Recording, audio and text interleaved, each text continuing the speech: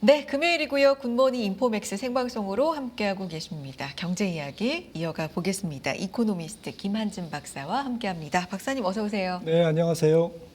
뵙고 싶었는데 왜 이렇게 오랜만에 뵙죠? 네, 이제는 또 자주 뵙도록 하겠습니다. 자, 어떤 얘기를 해볼까요? 9월 계절성 했는데 안 맞고 있어요. 잘 가네요. 경제도 그렇고 뭐 순항하고 주식 특히나 순항하고요. 전반적으로 자산 시장이 좀 올라가는 느낌이 들어요. 어떻게 평가하세요? 네, 계절성이라는 것은 뭐 확률이니까요. 확률. 네, 그래서 뭐 예를 들어서 9월에 안 좋은 해가 네. 뭐 전체 뭐 100년간 뭐 70년이었다 그러면 30년은 좋았던 거잖아요. 그래서 30%의 확률이 있기 때문에 뭐 확률은 확률일 뿐 올해는 아니었다. 네, 뭐 진리는 아니다라는 거고요. 네. 아무튼 지금 주식시장이 뭐 국장도 좋지만은 뭐 글로벌 증시가 좋은 이유가 무엇보다도 골디락스 경기인 것 같아요. 물가가 살짝 끈적끈적하지요. 하지만 그 이유가 경기가 좋다. 그리고 경기가 좋은 이유는 여러 가지가 있지만 아무래도 기업들이 좀 건강하다. 그리고 은행들이 재무 상태가 좋다라는 것이고요.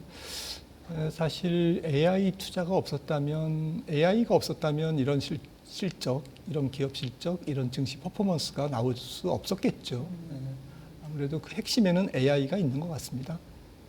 물가는 끈적한데 어쨌든 막 우려할 만한 상황은 아니고 여기에는 어떻게 보면 경기가 좋아서 또 끈적하다라는 네. 것도 어느 정도는 연관성이 있을 수 있는 거고 무엇보다도 기업이 실적을 잘 내고 있고 중심엔 AI가 있다. 그래서 이제 시장은 올라가고 있는데 주식도 뭐 미국만 잘 가는 게 아니라 전반적으로 좀 잘 가는 국가들 많고요. 뭐 금, 은, 비트코인 또 부동산도 일부 또 괜찮게 반등하고 있고 그래서 어떻게 보면 자산 시장이 다 올라가고 현금 가치만 높나 이런 생각도 최근에 좀 해보게 되거든요. 네, 그러니까 금값이 네. 올라가겠죠. 금값이. 네. 네. 그러니까 위험 자산, 뭐 안전 자산 우리가 할 거 없이 다 자산이 좀 올라가니까 이거는 유동성의 힘이라고 봐야 될까요? 네, 그렇습니다. 사실 유동성이 뭐 역사적으로 보면 굉장히 많이 풀려 있는 상태고요.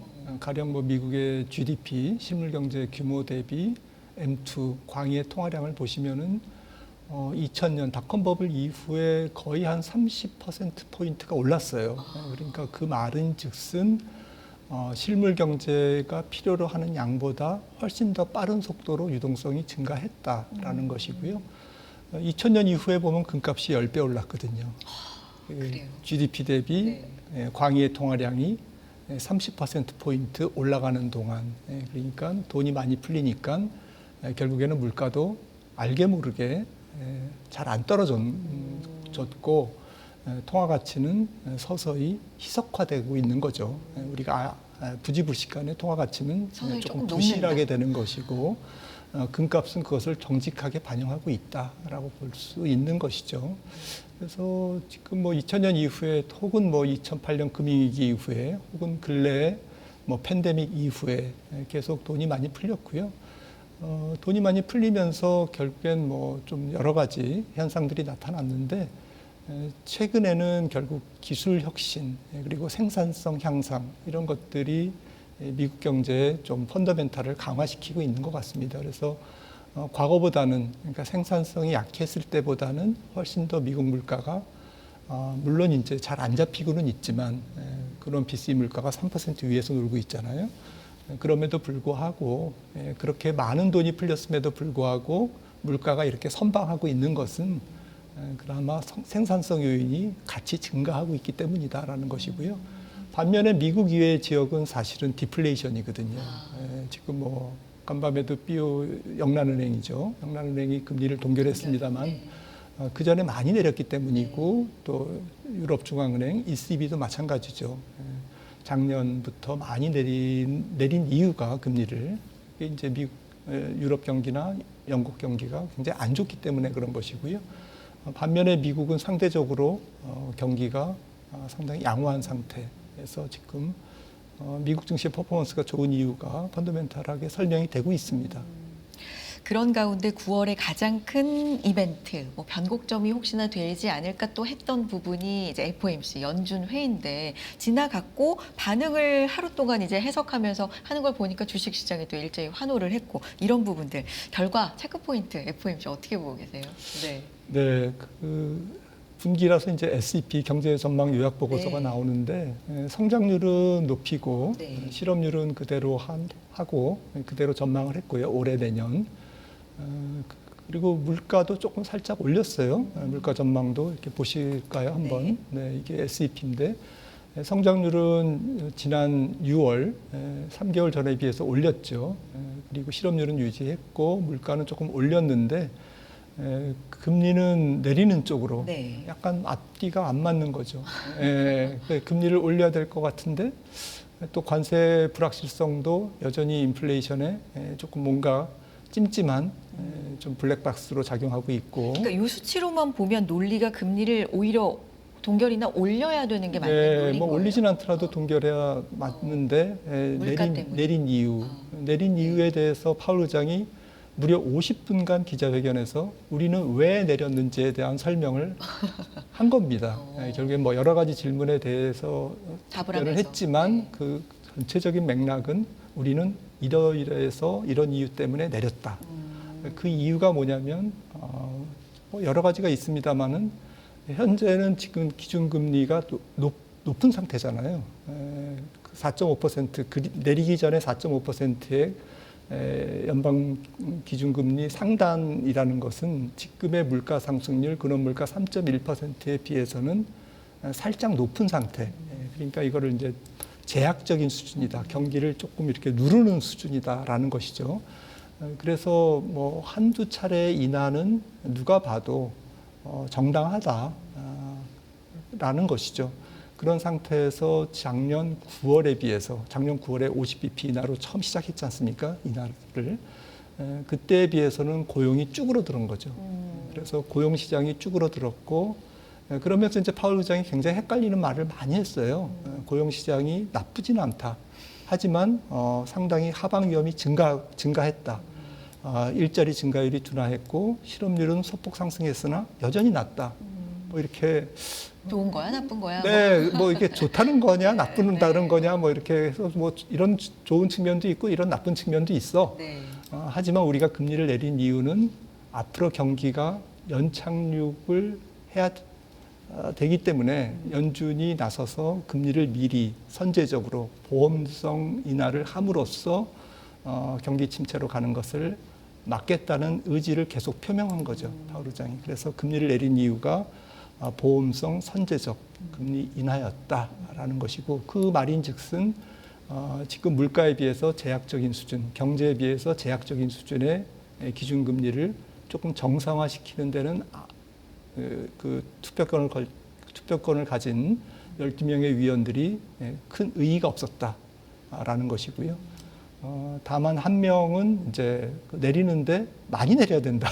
이런. 네, 라는 것이고 대부분의 뭐 나머지 분들은 그럴 정도로 50bp를 인하할 정도로 굉장히 급박하게 경기가 안 좋아지는 상황은 아니다. 파월 의장이 얘기했잖아요. 실업률은 여전히 소폭 상승했지만 여전히 낮다. 고용 시장은 그 노동 공급이 조금 줄면서, 그러니까 이민자가 추출당하면서 노동 공급이 줄어서 약간 이상한 균형 상태지만 그래도 뭐 하방 위험은 증가하고 있지만 그래도 그렇게 나쁜 것은 아니다. 경제가 아주 나쁜 상태는 아니다라고 강조를 했잖아요. 그러니까 50bp 인하의 필요성에 대해서는 선을 그은 것이죠. 그리고 대부분의 의원들이 파월 의장의 그런 중립적인 의견에 동조를 한 거죠. 결국에 보면 특히나 이제 장기 금리 쪽을 보면 여전히 물가에 대한 향후의 어떤 위험이라든가 아니면 연준의 뭐 독립성 부분이라든지 아니면 그 안에서도 내부에 굉장히 의견이 많이 갈렸구나라는 걸 확인한 부분이라든지 그런 게 이제 금리에는 조금 어느 정도 장기 금리 특히 보면 좀 반영이 된 것 같은데 결론적으로 이 모든 걸 다 종합해서 보면 에이 모르겠고 골디락스구나. 지금 뭐 주식시장 같은 경우는 그렇게 반응을 하고 있는 걸까요? 뭐 왜냐하면 박사님 관점에서도 봤을 때 약간 헷갈리는 말을 많이 했다라고 하시니까. 네, 그렇습니다. 결론적으로 연준이 지금 생각하는 경제 전망 요약 보고서에서 생각하는 경기는 뭐 한 2% 정도 올해 내년 이렇게 GDP 성장률을 이렇게 보고 있잖아요. 뭐 갈지 안 갈지는 모르겠지만 일단 연준은 그거를 목표로 하는 것이죠. 그리고 지난 6월에 IMF 국제금융기구에서 낸 전망 보고서에서도 미국 경제를 올해 1.9 내년에 2.0 이렇게 봤어요. 그러니까 2%대 성장률이라는 것은 상당히 애매한 성장률이긴 하지만 장기 추세 성장률, 뭐 잠재 성장률이라고 봐도 되고요. 미국의 한 1.8% 이 정도의 성장률을 살짝 웃도는 살짝 웃돈다는 의미는 물가를 그렇게 자극하지는 않는 그러니까 주식시장이 가장 좋아하는 그런데 시장 월가에서 얘기하는 것은 경제는 그렇게 가고 경제는 경제대로 이렇게 2% 성장률 약간 애매하지만 과열이 안 일어나는 수준에서 좋은 성장률 정말 그냥 골디락스 경제가 계속 뭐 나오고 대신에 금리는 많이 내려. 그러면 주가가 많이 올라갈 거 아니야. 이런 논리죠. 그러니까 사실은 시장은 굉장히 뭐 중립을 넘어서 약간 비둘기 쪽에 가 있는 거고요. 내년까지 금리를 6번 정도 인하하는 것이 컨센서스로 형성돼 있을 정도로 연준 회의 전에 FOMC 전에 6번 인하 같은 경우에는 경기 침체가 나왔을 때 있을 법한 그런 금리 인하 경로거든요. 시장의 기대는. 네. 그런데 월가는 이제 성장률은 2%로 가고 실업률은 4.5%를 안 넘고 그다음에 물가는 현재 수준에서 유지가 되고 대신에 금리는 6번 많이 내리고 내리고. 그러면 S&P 500이 7,500, 8,000까지 갈 거야. 우리는 그걸 원해. 네. 이렇게 지금 시장은 계속 표시를 한 거고요. 의사 표현을. 연준은 중립적으로 간 거죠. 그러니까 연준이 매파적이 아니라 시장이 너무 비둘기적이니까 연준이 중립적인 결정을 내려도 이것은 매파적이다라고 지금 사람들은 보고 있는 것이죠. 기준점을 좀 바꿀 필요가 있을 것 같습니다. 그렇군요. 시장이 지나치게 좀 네, 비둘기로 가 있었던 측면을 그냥 연준은 어느 정도 중간 정도로 맞춘 건데 그걸 매파로 해석을 했던 부분도 좀 있다. 그런 걸 이제 하루 만에 다시금 좀 곱씹어 보면서 그래도 이건 좋은 현상이다. 이렇게 주식시장을 좀 환호를 한. 네, 그리고 오늘 주가가 오른 거는 간밤에 주가가 오른 거는 되게 조금 인상적이었습니다. 그래요. 왜냐하면은 말씀드렸듯이 시장에 FOMC 있기 전에 9월 17일 이전에 시장의 컨센은 내년도에 금리를 이 정도까지 내리는 거였고 FOMC 결과에 점도표가 찍힌 것은 올해 3번 25bp 내년에 한 번이잖아요. 그러니까 시장의 기대보다 내년 덜 내리는 네, 거잖아요. 한 60bp가 차이 납니다. 네. 그 차이가. 네. 그러면 시장의 기대감과 FOMC의 결과의 중립값이 금리의 경로가 60bp 정도가 차이가 나면 이게 주가의 프라이싱이 돼야 되거든요. 원래는. 근데 하루 그 당일 뭐 프라이싱 뭐 반영되는 둥 마는 둥 하다가 헷갈려 하더라고요. 그 다음 날은 이제 간밤에는 올랐거든요. 맞아요. 주가가. 그러니까 시장의 기조가 굉장히 세고 이것은 뭐 그래서 경로가 이렇게 비둘기적이지 않더라도 시장 기대치에 부합하지 않더라도 시장은 좀 더 올라가고 싶어하는 그런 욕구가 굉장히 강하다. 시장은 약간 멜트업 분위기에 가 있는 것 같습니다. 멜트업이라고 하면 시장이 약간 흥분된 상태, 그리고 약간 포모도 일어나는 상태, 그런 상태에서 자금이 계속 쏠리는 거죠. 그래서 이런 것은 보통 가파른 주가 상승으로 이어지고요. 가파른 주가 상승 다음에 일어나는 것은 또 급격한 주가 하락이 되겠죠.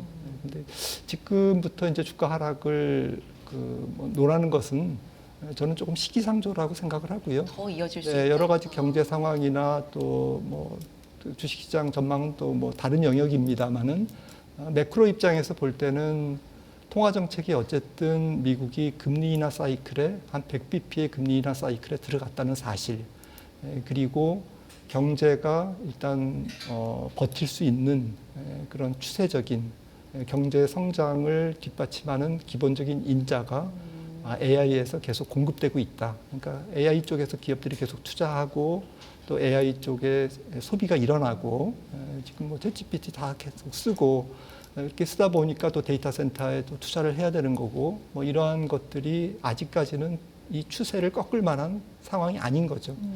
그래서 이번 사이클의 그 주식시장 사이클의 그 게임의 본질은 결국에는 과열이 돼야 조금 더 비이성적인 수준에 올라가야 꺾일 가능성이 높다.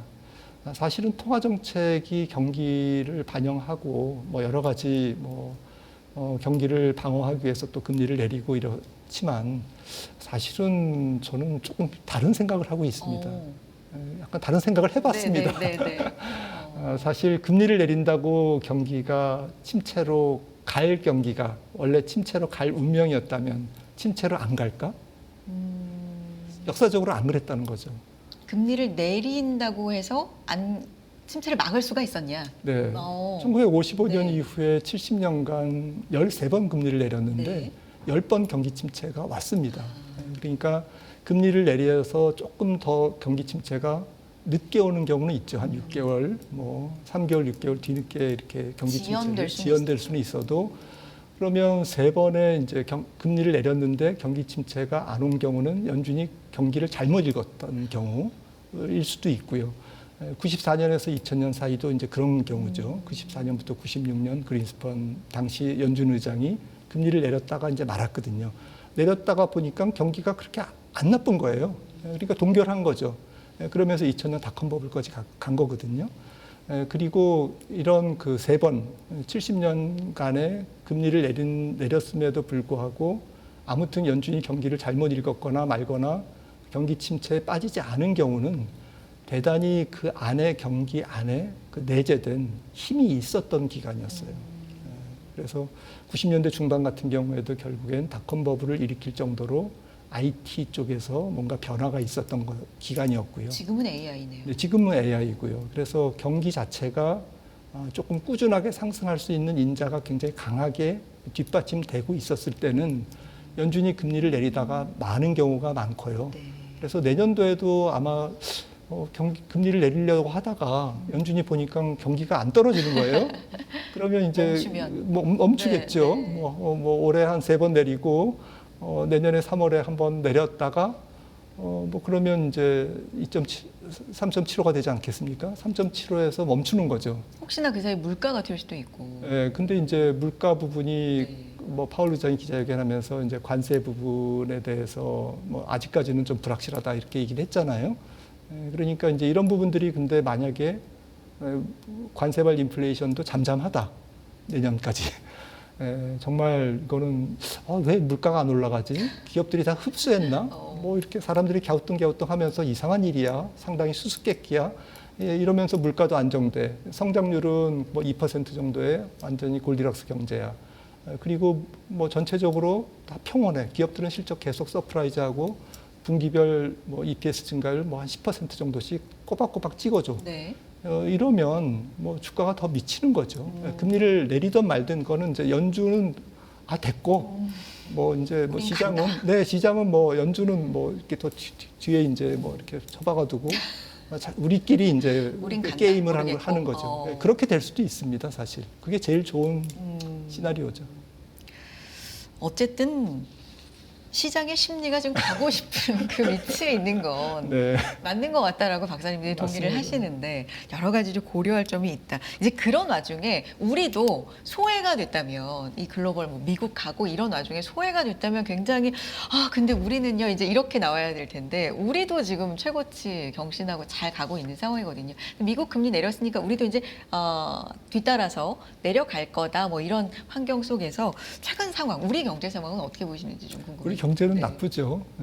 나쁘고 경제는 나쁘다. 네, 디플레이션으로 가고 있고 또 갈 것 같습니다. 내년도에도 성장률 올해보다 조금 높아진다고 해도 그게 그거고요. 잠재 성장률 미만으로 아래에서 찍히는 낮은 정말 힘이 없는 성장 경기 모양이 될 것 같습니다. 저는 그럼에도 불구하고 주식시장은 내년도까지 굉장히 많이 올라갈 것 같아요. 우리 시장이. 저는 기업 이익이 그대로 있어도 주가가 리레이팅, 지금 리레이팅 논리가 계속 나오고 있는데 네. 이번에 이제 역사적으로 사실 2000년부터 2010년까지가 코스피가 500에서 2000까지 가는 그렇죠. 기염을 토했고요. 2000년, 2010년부터 거의 팬데믹까지가 이제 박스피였고요.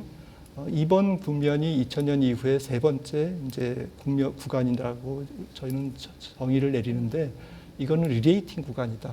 그래서 외국인들이 저는 환율 쪽에서 그냥 뭐 달러가 그렇게 강하지만 않으면 원화가 약세로만 가지 않으면 외국인들이 그동안 팔아놨던 주식을 되살 것 같아요.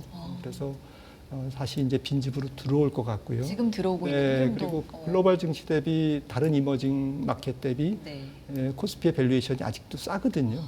그리고 연기금이 해외 주식을 그동안 많이 했기 때문에 조금 밸런스를 맞추기 위해서 소위 리밸런싱을 할 가능성이 내년도에 높습니다.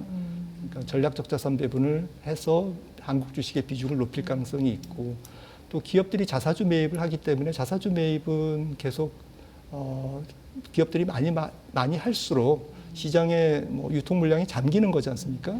더군다나 이제 소각까지 한다면 그래서 자사주 매입도 수급의 개선이 될 거고 개인들도 지금 미국에 너무 많이 쏠려 있기 때문에 한국 주식이 조금 올라가면 뒤늦게 동참할 가능성, 집 나간 서학개미가 다시 돌아올 가능성. 손에 개인은 파니까. 네, 뭐 대통령도 한국장으로 들어오는 게 지능순이다 이제 그런 얘기를 농담에 삼아 했습니다마는 그럴 가능성. 거기에 비해서 지금 공급은 뭐 이사회 소액주주 뭐 이익 강화라든지 주주총회의 어떤 의사결정의 투명성이라든지 소액주주의 이익을 권익을 반영하는 이러한 분위기에서 쪼가기 상장이라든지 과거에 잘못된 너무 지나치게 높은 가격으로 큰 대여가 신규 상장을 함으로써 시장을 끌어내리는 무게도 크지만 가격도 잘못 설정해서 이렇게 해서 과도한 밸류에이션으로 상장된 다음에 계속적으로 주가가 빠지면서 시장 전체를 짓누르는 이제 이러한 현상들이 당분간 뭐 또 있겠습니다마는 올해 내년까지는 조금 잠잠하지 않을까. 시장을 완전히 시장 주가의 상승을 시장 전체의 상승을 발목 잡을 정도는 아니지 않을까라고 생각을 하고 있고요. 그래서 수요는 괜찮고 공급은 좀 작고 이러면 기업 이익이 그대로라도 좀 PR이 뭐 13배, 14배 코스피 PR이 뭐 그 정도만 가도 한 4,500 정도는 뭐 충분히 달성할 수 있다라는 것이고요. 그래서 오히려 뭐 코스톨라니가 얘기했죠. 경제와 주식시장은 일치하지 않는다. 경제, 지금 우리 상황이 네, 딱 딱 그런 네. 게 뭐 어제 마침 뭐 이렇게 코스톨라니의 책을 보면서 그게 와닿더라고요. 우리 시장을 두고 얘기하는 것 같아서 조금 그렇습니다. 그러니까 경제가 꼭 좋아서 지금 오르냐 보면 뭐 성장률이나 뭐 잠재 위험이나 이런 측면 보면 꼭 좋아서 오르는 게 아니라 뭐 리레이팅 되는 측면, 다시금 좀 재평가되고 어쨌든 부양 측면에서 여러 정책들이 좀 들어오고 이런 부분으로는 내년까지는 아무래도 좋지 않을까. 코스피 5천 얘기했을 때 사실 이건 말도 안 되는 숫자라고 생각했는데 물론 지금도 좀 멀었지만 뭐 몇 년 안에 혹시나 뭐 이런 생각도 갖게 되는 시장이긴 한 것 같아요. 네, 좀 재평가가 되고 있다. 그러면 요 시점에서 이제 외환 흐름도 조금 체크해봐야 되는데 달러 원도 지금 괜찮게 좀 유지가 되고 있나요? 레벨 때 어떻게 보세요? 저는 내년 한 6월 정도까지가 연준의 금리 인하 사이클이 2차 인하 사이클이죠. 상반기까지. 네. 상반기까지는 이제 2차 인하 사이클이 한 100bp 정도로 이제 마무리되는. 그러니까 지금부터 한 1년간은 달러가 조금 약보합이지 않을까. 물론 저 미국의 공장을 짓고 그다음에 뭐 미국 채권을 사고 주식을 사고 이래서 좀 포트폴리오 투자나 이제 실물 쪽에서의 자금이 미국으로 흘러 들어가면서 달러 강세 요인이 분명히 있습니다만은 이런 것들은 조금 롱텀한 장기적인 달러 강세 요인이고요. 그것보다는 앞서 말씀드렸듯이 영란은행이나 ECB나 또 BOJ 오늘 통화정책회의 있습니다만은 일단은 뭐 동결하든 말든 올라가는 분위기잖아요. 올리는 분위기잖아요, 금리를. 그래서 미국 이외의 중앙은행들은 이제 좀 금리 인하를 해도 좀 천천히 할 거고 또 BOJ는 올리고 그런 상황에서 연준은 지금부터 내년 상반기까지는 이제 금리를 본격적으로 내리는 구간이거든요. 네, 네. 그래서 저는 달러가 강할 수 없다라고 생각을 합니다. 그 기간까지는 다행히도 네. 외국인들이 우리나라에 접근하는데 방해를 할 정도는 아니겠구나 이렇게 짐작을 하고 있습니다. 지금은 한 1,380원대 네. 수준인데 그러면 요 수준에서 그렇게 위아래로 크지 않게 네. 유지될 가능성으로 보고 계시는군요. 알겠습니다. 오늘 여기까지 듣도록 하겠습니다. 이코노미스트 김한진 박사 함께했습니다. 박사님 말씀 고맙습니다.